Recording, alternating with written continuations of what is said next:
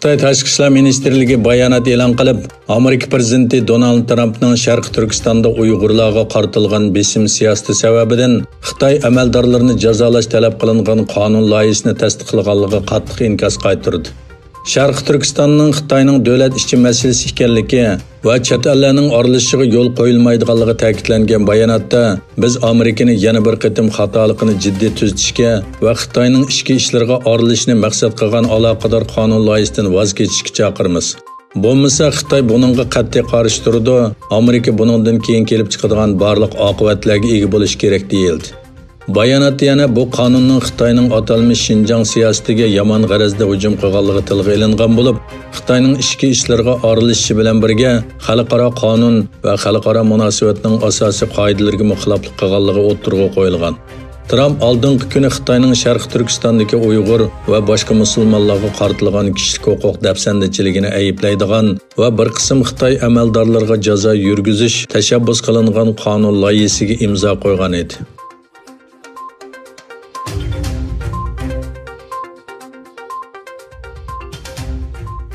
Xatarlik Elxat tor betining xabariga qaraganda, tadqiqotchilar o'zlarining jasuslik faoliyati nomli Android mashg'ulot sistemasiga mos keladigan yangi jasuslik yumshoq detalini bayqaganligini e'lon qilgan.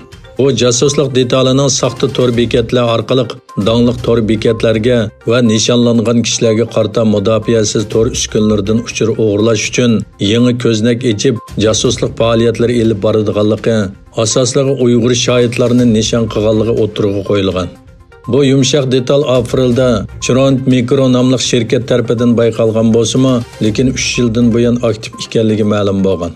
Tadqiqotchilarning qarashicha, bu jasuslik yumshoq detali Turkiyadagi ba'zi siyosiy partiyalar va axborot agentlarining tor bekatlarida, Tayvandagi universitet va sayohat shirkatlarining tor bekatlarida aktiv hujum elib borgan. Shuning bilan birga muhojiratdagi Sharqi Turkiston tashkilotlari va faoliyatchilarining tor bekatlari, elxatlari va bloglarining har vaqt Xitoy manbalik tor hujumining nishoni bo'lganligi, Dunyo Uyg'ur qurultiyi va boshqa tor bekatlarning nurg'un qitim faolash holiga tushib qolganligi ta'kidlandi.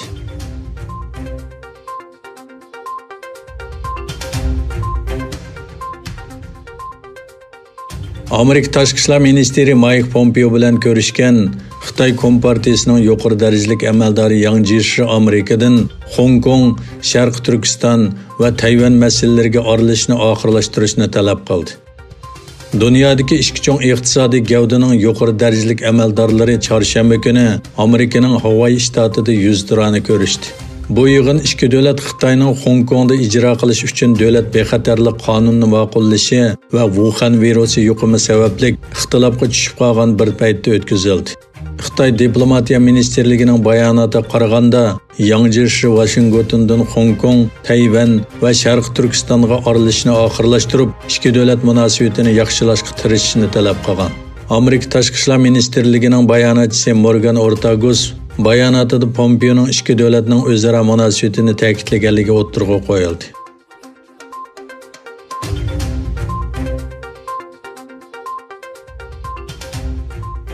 Hindiston Ladakh rayonidagi Xitoyning ikki davlat armiyasi o'ttirisidagi to'qinish yuz bergan Galvan vodiysi haqidagi eglik huquq talabini rad qildi. Hindiston Tashqi ishlar ministrligining bayonotchisi Anurag Srivastava Xitoyning talablarining mubolag'a va asossiz ekanligini bildirib, buning Hindiston va Xitoyning yuqori darajalik harbiy amaldorlarining ikki davlat chegarasidagi kun sari kuchayayotgan jiddiyligini pasaytirish uchun 6 iyundagi yig'inda ma'qul qilgan o'rtaq tonishga xilof ekanligini aytdi. Yana bir tarafdan Germaniya Tashqi ishlar ministri Heiko Maas Germaniya ovozining ziyoratini qabul qilganda Xitoy Hindiston chegarasidagi to'qinish to'g'risida to'xtaldi. Her ikki davlatga jiddiylikni pasaytish va orasidagi chegara masalasini tinch yo'l bilan hal qilishni tashabbus qilgan Maas, bular cho'ng davlatlar. Agar ahvol haqiqiy harbiy jiddiylikka aylanib qolsa, yuz berishi mumkin bo'lgan ishlarni o'ylashni xohlamayman dedi.